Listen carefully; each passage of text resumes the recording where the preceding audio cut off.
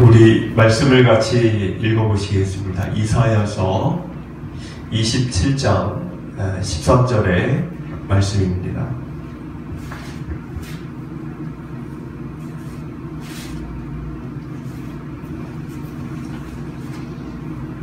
같이 한 목소리로 읽어보시겠습니다.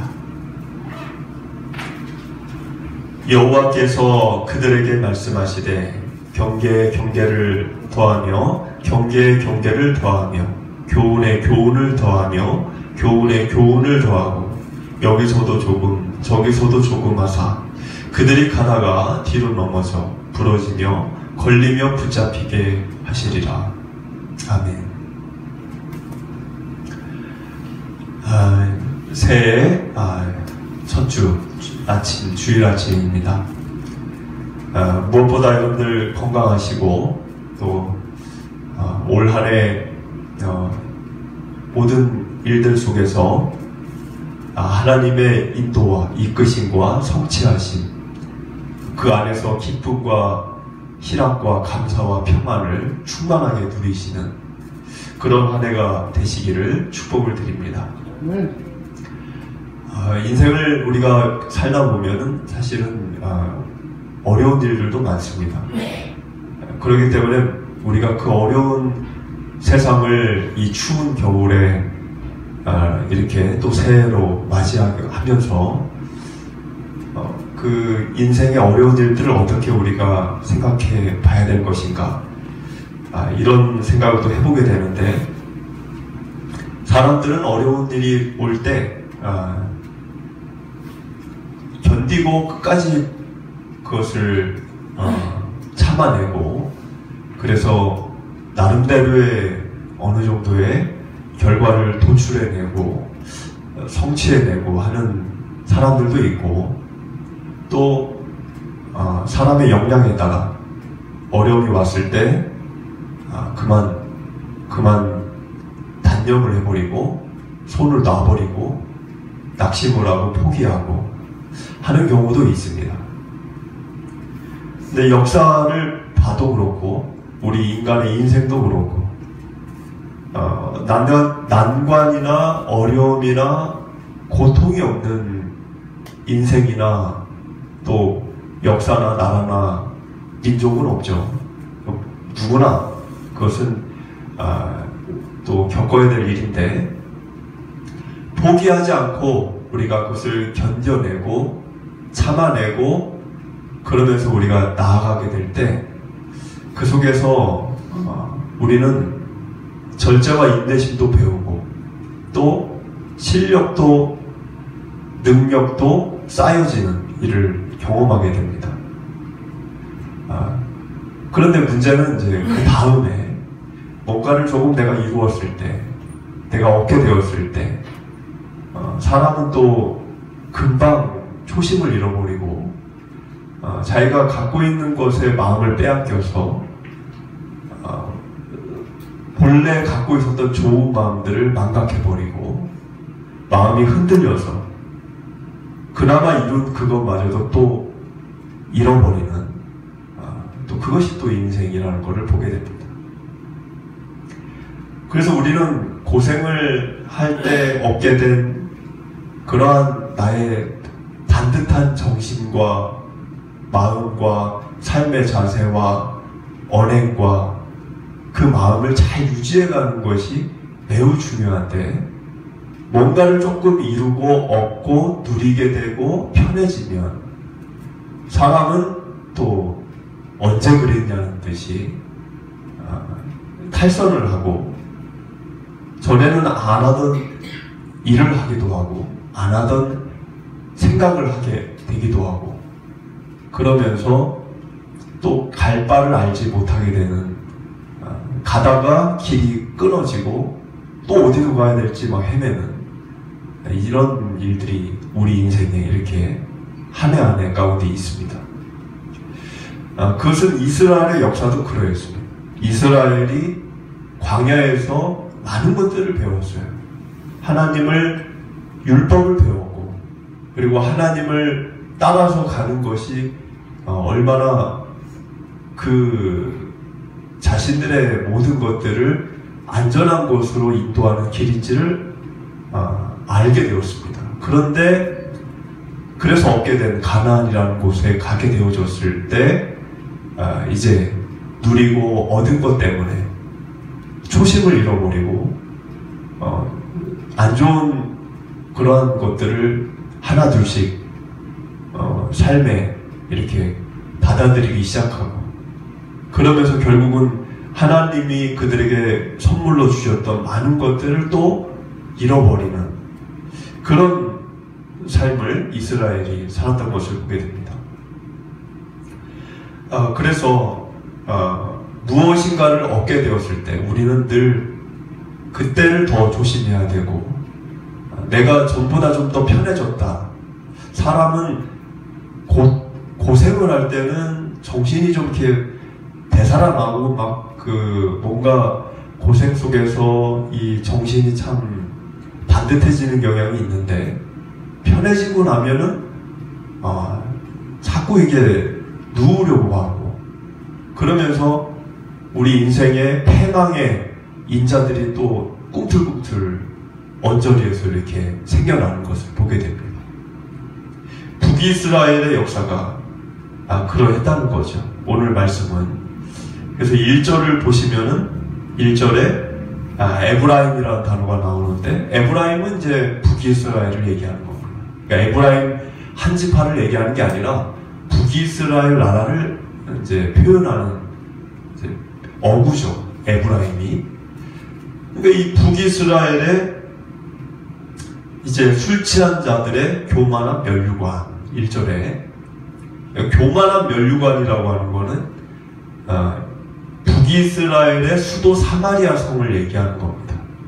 그 면류관이라고 하는 게. 그러니까는 지금 그 1절에 하는 이야기는 뭐냐면 북이스라엘의 수도 사마리아죠. 그 사마리아 성에게 하나님이 경고를 하시는 거예요. 경고를 하는 건데, 원래는 이 북이스라엘이 1절을 보니까 기름진 골짜기 꼭대기에 세운 성이라고 이렇게 써 있는데, 아합 왕, 여러분들이 아는 아합 왕, 그 아합 왕이 있던 왕궁은 상하로 이렇게 화려하게 지어진 궁궐이고, 여름궁과 겨울 궁궐이 따로 있을 정도로 이렇게 살기가 좋은 기름진 골짜기에 높이 솟아오른 성과 같은 그런 곳이 북이스라엘이었습니다. 그랬던 북이스라엘에 대해서 오늘 1절이 얘기하는 거는 술 취한 자들의 교만한 성이 됐고, 그리고 이제 쇠잔해지는 꽃처럼 되어져 가고 있다. 이렇게 이야기를 합니다. 그 이유는 북이스라엘이 있어야 될 자리에서 탈선을 했기 때문에 그렇습니다. 그러니까는 여러분들의 이 삶이 북이스라엘처럼 골짜기 깊은 곳에 세워진 성과 같은, 기름진 골짜기에 높이 솟아오른 성과 같이, 정말 내 삶이 편안하고 모든 것들이 풍족하고 그렇게 될 수 있게 되기를 원하지만, 그런 일들 실제로 나에게 벌어졌을 때 아까 말씀드렸던 대로 사람들은 초심을 잃어버려요. 그래서 결국에는 이제 있어야 될 삶의 자리를 벗어나려고 하는 본능에 이끌리는 삶을 유혹을 받습니다. 그래서 결국에는 그 있어야 될 자리를 벗어나게 되면 높이 솟아오른 성이지만 하나님이 보실 때는 술 취한 교만한 성이고 쇠락해지는 꽃과 같은 그런 곳이라는 것입니다. 2절을 보면은 하나님은 그런 북이스라엘을 어떻게 다루시려고 마음을 정하셨냐면 이 아수르를 통해서 북이스라엘을 이렇게 심판의 멸망을 주기로 마음을 정하셨죠. 그래서 2절을 보니까 강하고 힘 있는 자가 쏟아지는 우박, 파괴하는 강풍, 큰 물이 넘친 이런 것처럼 이제 아수르가 북이스라엘을 엄습해 올 것을 경고하신 것입니다. 그리고 3절에서 에브라임의 술 취한 자들의 교만한 면류관, 또 이게 반복적으로 나오는 말인데, 교만한 면류관. 면류관은 에브라임은 북이스라엘이고 에브라임의 면류관은 사마리아, 수도 사마리아를 도시를 얘기하는 거예요.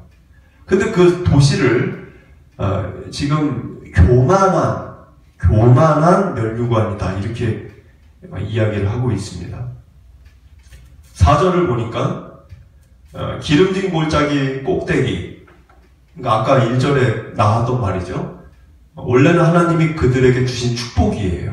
기름진 골짜기 꼭대기에 있는 성이었죠. 그런데 그들이 이제 있어야 될 삶의 자리를 벗어나니까 세잔한 꽃, 세잔해지는 꽃처럼 되어졌는데 4절을 보니까 여름 전에 처음 익은 무화과 같다 이렇게 되어 있습니다. 그러니까 그 얘기는 이제 이 열매가 빨리 익은 거예요. 그러니까 여름 보통 뭐 7, 8월 돼야 익어야 될 이 열매가 좀 빨리 익어버린 겁니다.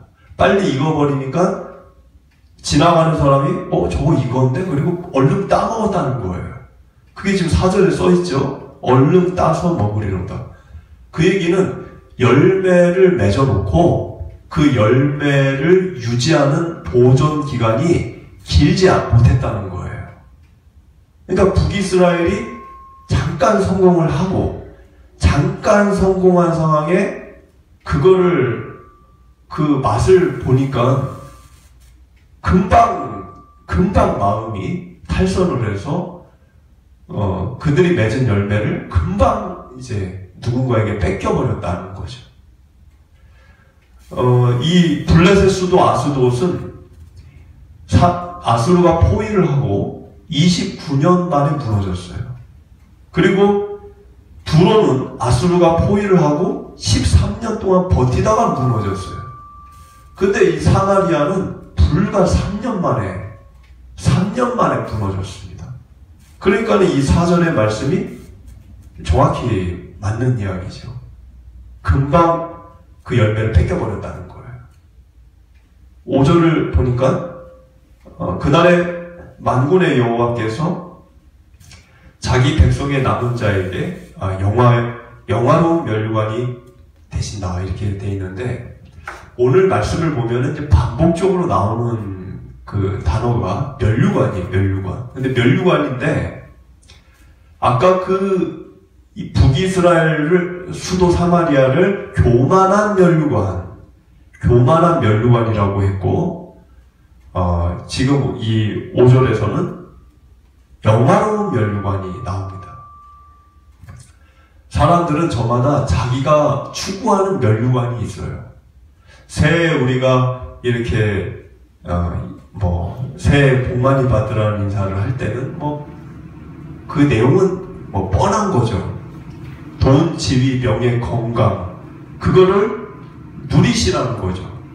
돈, 명예, 건강, 지위, 그거를 많이 누리세요. 그런 말이잖아요.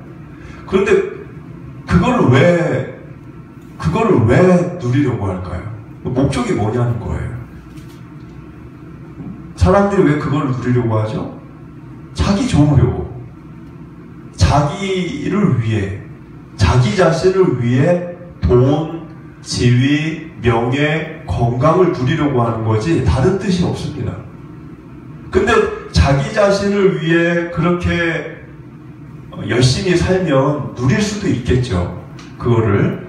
근데 그 자기 목적 자체가 자기 자신을 위하는 일이었다고 하면 그것을 얻고 나서가 더 큰 문제라는 거예요.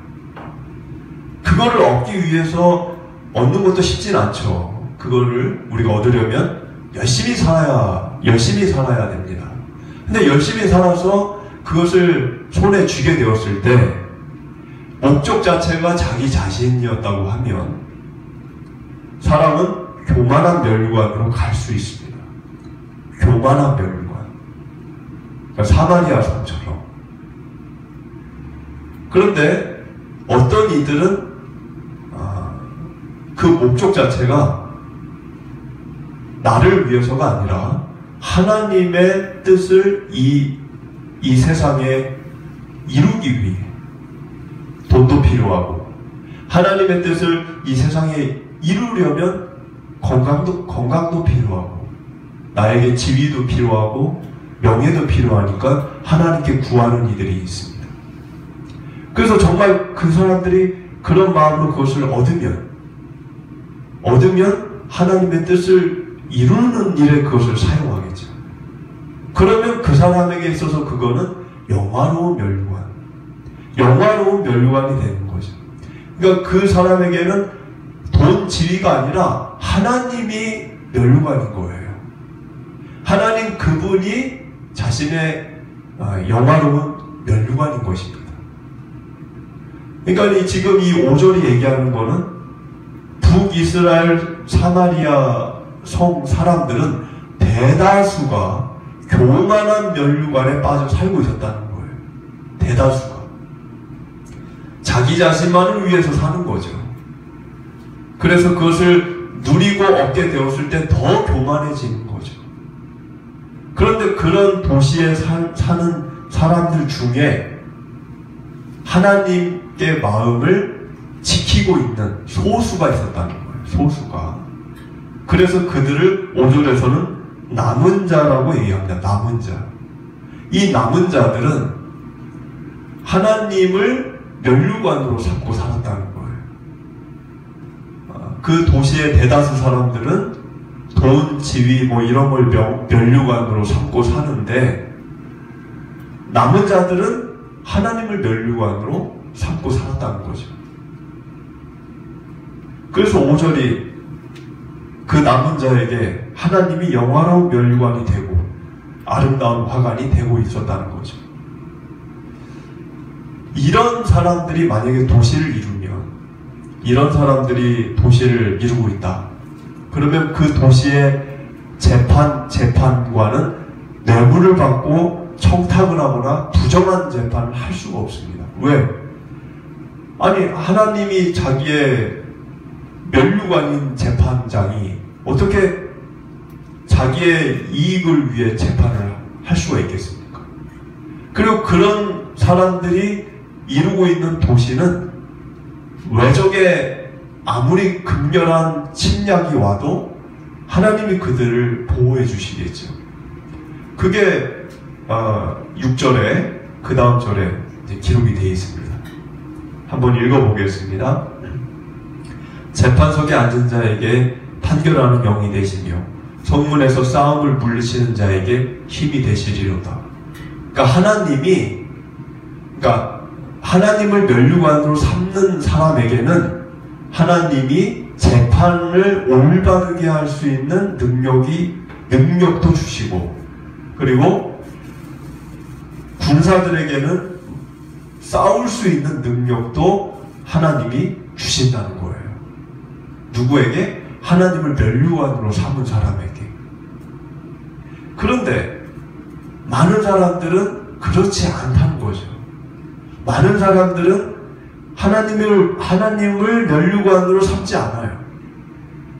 그래서 7절에 그리하여도, 이들은 이렇게 돼 있죠. 그리하여도. 이 그리하여도라는 이 말이 원어는 외감이라는 히브리어 말인데, 그런데 라는 뜻이에요. 원래는 그런데. 그러니까 하나님을 영화로운 면류관으로 삼고 살면은 좋은데, 그런데 이 많은 사람들은 7절을 보니까 포도주와 독주와 종교 지도자들도 술에 취해 비틀거리고 포도주에 빠져 살고 환상을 잘못 풀고 재판을 할 때 잘못 재판하고 그랬다는 겁니다.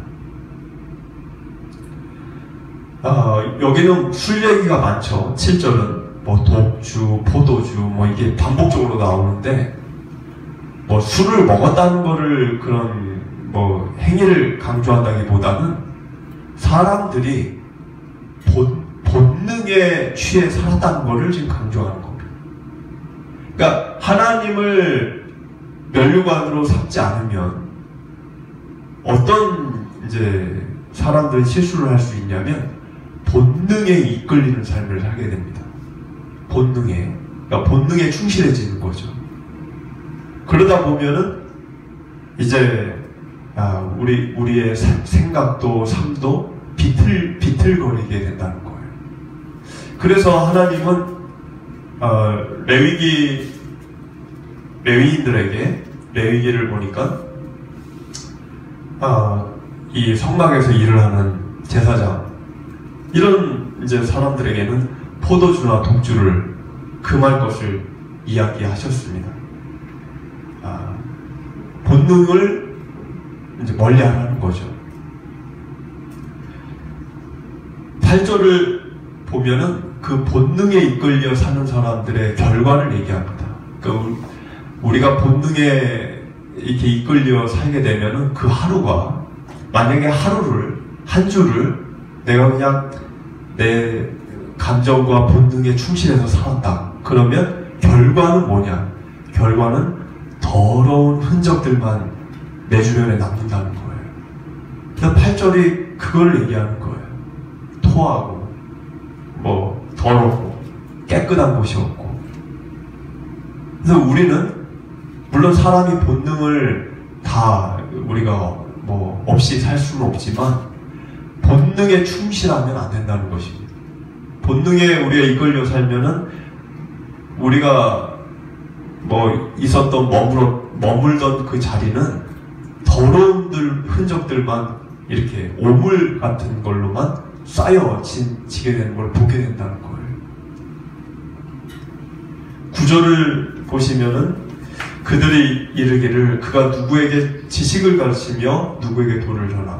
이 이야기는 이사야가 그걸 전한 거예요. 너희들 본능에 그렇게 충실해 살지 말아라. 너희들 하나님을 면류관으로 삼고 살아야지 너희들 자신을 그렇게 위하며 살면 안 된다. 그렇게 전한 거죠. 전했더니 백성들이 그 말을 듣기 싫어하는 거예요. 백성들이 이사야를 우리를 애 취급하냐? 우리가 어린애냐? 너는 왜 우리를 가르치려고 드느냐? 지금 9절이 얘기하는 건 그거예요. 누구에게 지식을 가르치며 누구에게 돈을 전하느냐? 너 젖떨어져 품을 떠난 우리가 젖떨어져 품을 떠난 그 얘기는 젖을 뗀 유대인들은 보통 4세 5세 그 나이에 젖을 떼는데 우리가 그런 애기냐? 왜 우리를 자꾸 가르치려고 하냐 너? 그만 얘기해라. 이사야한테 지금 백성들이 하는 이야기예요. 10절을 보니까 대저 경계의 경계를 경계의 경계를 교훈의 교훈을 이 이야기는 뭐냐면 이사야 너는 왜 한나를 또 하고 잔소리처럼 그렇게 반복적으로 교훈의 교훈을 경계를 귀찮으니까 그만 좀 우리에게 가르쳐라. 그러면서 10절에 여기서도 조금 저기서도 조금 여기저기서 치근덕거리면서 귀찮게 하지 말라는 거예요. 근데 이거는 이사야에게 한 말이지만 결국은 누구에게 한 말일까요? 이사야가 자기의 생각을 얘기한 게 아니었죠. 하나님의 메시지를 전한 건데 그거를 그렇게 듣기 싫어했다는 거는 결국은 하나님 말을 듣기 싫어했다는 거예요. 그러면서 이제 이사야를 조롱하고 이제 이상한 사람으로 취급하고 그런 것을 하나님이 보시면서 하나님이 마음이 아프셨어요. 그래서 자기 말을 대신 전하는 이사야가 겪는 그 수모, 그 모멸감, 그 조롱, 그걸 보면서 마음이 아프셨어요. 그래서 하나님이 결국에는 더는 이제 얘기를 안 하고 너희들이 내 말을 그렇게 듣기 싫어하니 내가 이제는 너희에게 말을 하겠다. 그러면서 11절에 더듬는 입술과 다른 방언으로 그가 이 백성에게 말씀하시리라. 이게 무슨 뜻일까요? 이 11절에 더듬는 입술과 방언. 이게 좀 어렵더라고요. 근데 이런 뜻입니다. 어떤 뜻이냐면, 그러니까 사람들이 이사야가 하나님의 말씀을 전하니까 야 듣기 싫어 그만 얘기해. 또 우리를 가르치려고 하네. 그러면서 이사야를 어떻게 취급했냐면 마치 방글라데시아 사람이 한국말로 여러분들에게 말을 걸면 발음이 명확하지가 않잖아요. 그분이 우리나라 말을 그렇게 잘하는 게 아니니까. 그러니까 더듬거리고 더듬. 아니 무슨 말을 하는데 한국말을 하는데 한국 사람이 내가 못 알아들을 경우가 있잖아요. 마치 그것처럼 이스라엘 사람들이 이사야 너가 하는 말 안 들려. 너 지금 무슨 말 하는 거야? 마치 뭐 외국인이 자기들에게 히브리어 자기들 말로 외국인이 자기들에게 말을 하는 것처럼 못 듣는 척, 못 알아듣는 척 했다는 거예요. 그러니까 하나님이 너희들 이사야를 어떻게 그렇게 대하냐? 이사야를 무슨 외국 사람이 서투르게 너희들에게 와서 말을 하는 것처럼 그렇게 너희를 조롱을 하는구나. 그러면 내가 똑같이 너희에게 그렇게 대하겠다. 그렇게 똑같이 대하는 일이 무슨 일일까요? 이 앞에 화면을 보면 열왕기하 18장을 보니까 열왕기하 18장에서 아수르의 랍사게 장군이 히스기야 왕을 시대에 이제 쳐들어오죠. 북이스라엘을.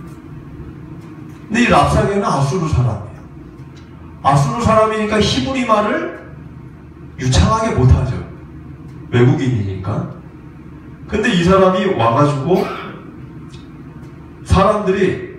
백성들이 있으니까 히브리어로 말하지 말아주세요. 막 이렇게 부탁을 했어요. 그 얘기 뭐예요? 랍사게가 북이스라엘 쳐들어와가지고 욕을 하는 거예요.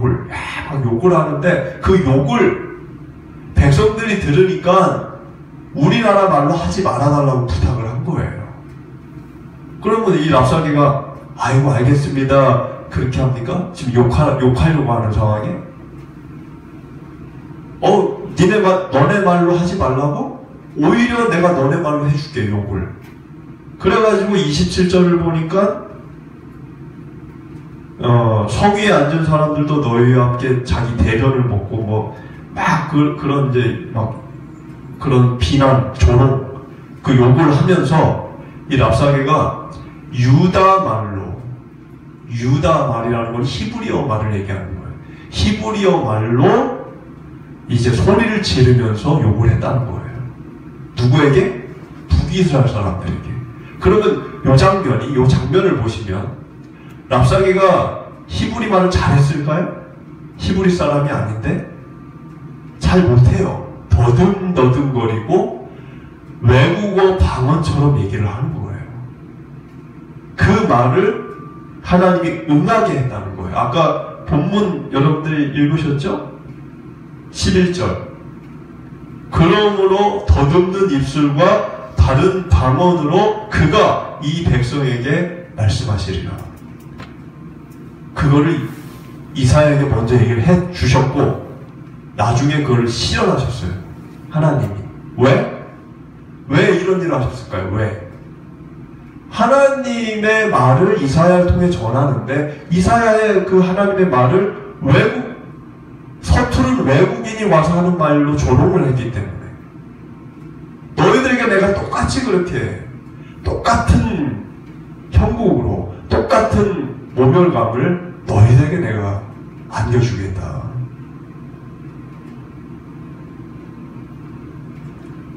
하나님이 참 이렇게까지 마음이 아프셨다는 거예요. 이렇게까지 할 이유가 없죠. 근데 이렇게까지 하신 이유는 너무 마음이 아프신 거예요. 우리 12절을 보시면, 전에 그들에게 이르시기를 이것이 너희의 안식이다. 이것이 너희의 상쾌함이니 너희 곤비한 자에게 안식을 주라 했는데 그들이 듣지 않았다. 그 얘기는 뭐냐면,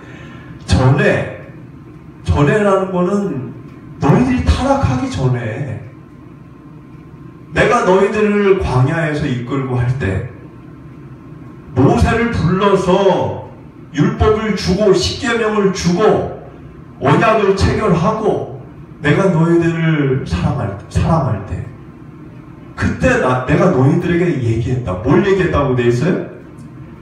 이것이 너희의 안식이고 이것이 너희의 상쾌함이다. 이것이라는 게 뭐예요?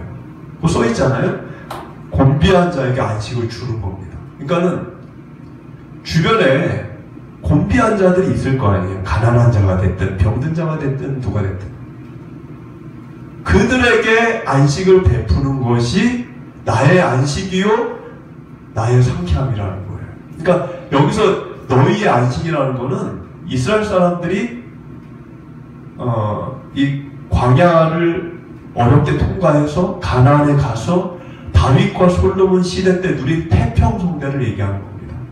그러니까 하나님이 너희들에게 내가 다윗과 솔로몬에게 주었던 그 태평성대, 그 태평성대의 원천이 뭔 줄 아느냐? 그 원천은 너희들이 곤비한 자를 돕고 그들을 돌보는 사랑의 행위가 너희들의 태평성대의 원천이었다는 거예요. 그런데 그거를 어떻게 했다? 버렸다는 거예요. 지금은 너희들이 그걸 버렸다는 거예요.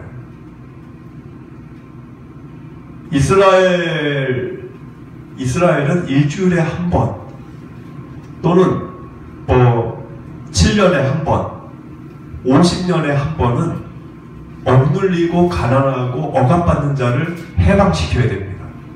그게 희년이고 안식일, 안식년에 대한 기준이에요. 하나님이 법으로 정하신 거예요. 근데 그걸 지켰습니까? 안 지켰어요. 한 번 노예를 삼으면 죽을 때까지 대대자자 손손 노예를 삼는 거죠. 하나님이 그렇게 명한 적이 없어요. 주변에 가난하고 과부와 나그네와 고아와 이런 사람들이 있으면 그들을 도와야 되는 것이 하나님의 응당한 율법의 원칙인데 오히려 그들의 것을 착취하고 뺏어서 자기 것만을 더 쌓아가는 이스라엘이 되어버렸습니다. 하나님이 그거를 보면서 너희들의 안식과 너희들의 상쾌함의 원천이 뭔 줄 알았느냐? 그것은 곤비한 자를 안식을 베푸는 거였다. 내가 율법을 그래서 그렇게 만들었는데 지금 너희들은 괴물이 되어져 버렸다는 거예요. 괴물이. 먹어도 배가 고픈 그런 괴물이 되어졌다는 거죠. 그들이 듣지 아니하였으므로 이렇게 돼 있죠.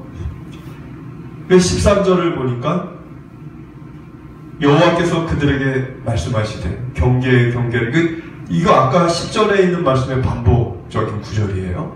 그 얘기 뭐냐면 아까 10절에서는 이제 이사야가 하나님의 말을 전하니까 사람들이 했던 말 또 하고 어제 한 말 또 하고 아우 짜증이 나네. 그만 좀 얘기해라. 그런 식으로 얘기했다는 거예요. 10절에서는. 그러니까 하나님이 그 말을 듣고 하나님이 다 보고 계셨으니까 아니 내가 전하는 말을 저렇게 반응을 하는구나. 그래서 하나님이 그럼 너희들이 그렇게 나에게 반응을 하니까 뭐 우리가 어린애냐? 어린애 취급하지 말아라. 그만 간섭해라. 그만 가르쳐라. 그만 잔소리해라. 그냥 나 혼자 갈 테니까 내버려 둬라. 그렇게 얘기하니까 하나님이 그래 그러면 가라 그냥 혼자 가라는 거예요. 건드리지 않을 테니까 그냥 혼자 한번 가보라는 거예요. 그러니까 혼자 가니까 13절에 뭐라고 써있죠? 그들이 가다가 뒤로 넘어져 부러지며 걸리며 붙잡히게. 혼자 가겠다 그래서 혼자 가라고 내버려 뒀더니 13절에 혼자 가다가 뒤로 넘어지고 부러지고 걸리고 붙잡히게 된다는 거예요. 하나님을 곁에 이렇게 두고 사는 게 얼매이는 일일까? 마치 그것처럼 반응을 한 거죠. 하나님 귀찮아. 나는 자유롭게 그냥 내가 하고 싶은 대로 난 살 거야. 그래서 하나님 그래 그럼 가봐라. 혼자 자유를 원하는 그래 그게 자유라고 생각하면 가봐라.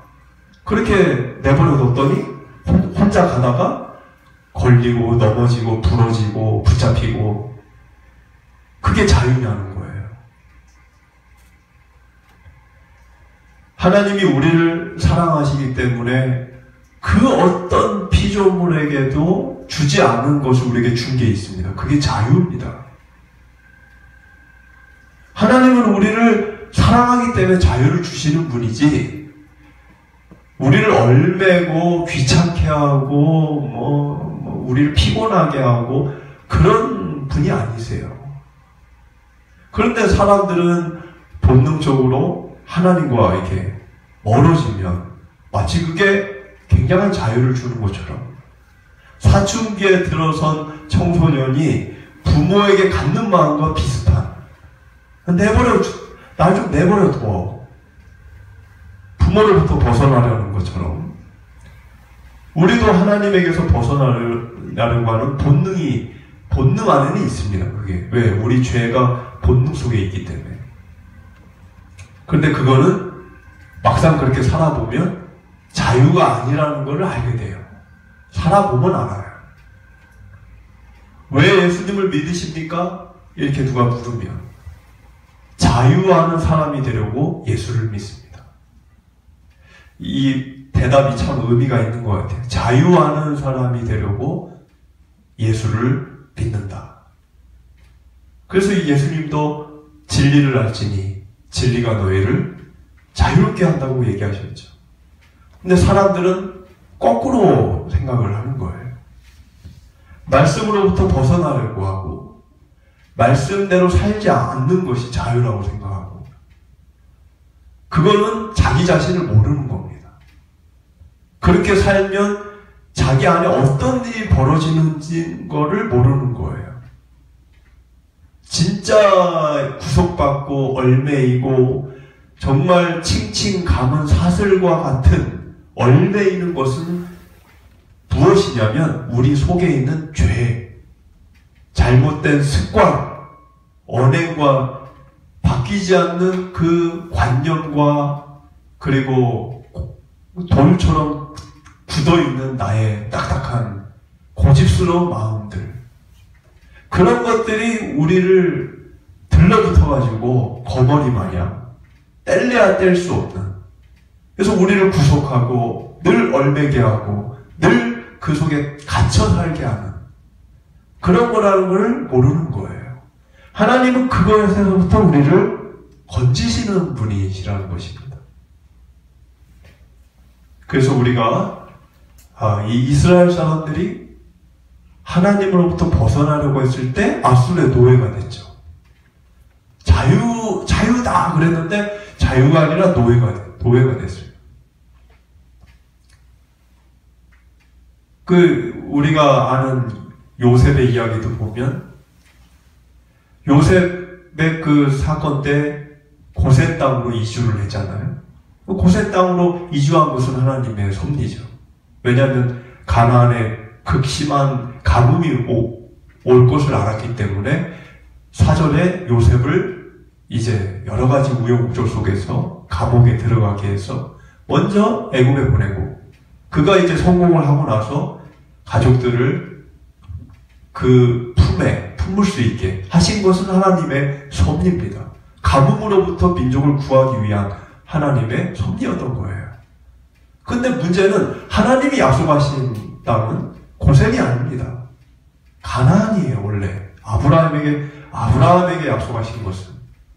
그러면 가뭄이 지나면, 가뭄이 끝났으면 가나안으로 돌아가야 되는데 가나안에 안 가는 거죠. 왜?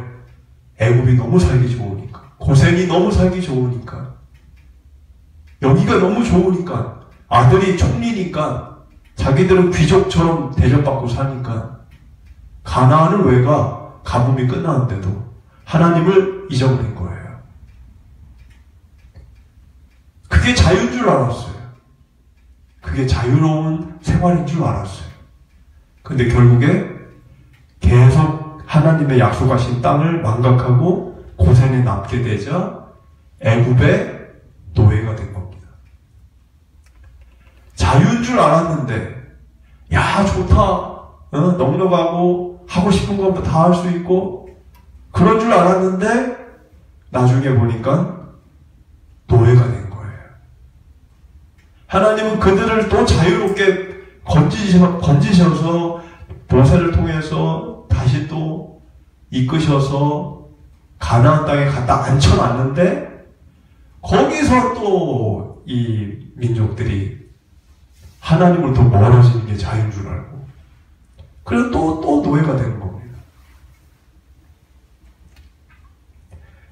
우리가 무엇이 진정한 자유인지, 그것을 주님의 마음으로 헤아리고 알게 되시기를, 그래서 이 한 해가 여러분들에게 진정한 자유를 안겨다 주는 그런 새해가 되시기를 축복을 드립니다. 우리 같이 기도드리시겠습니다.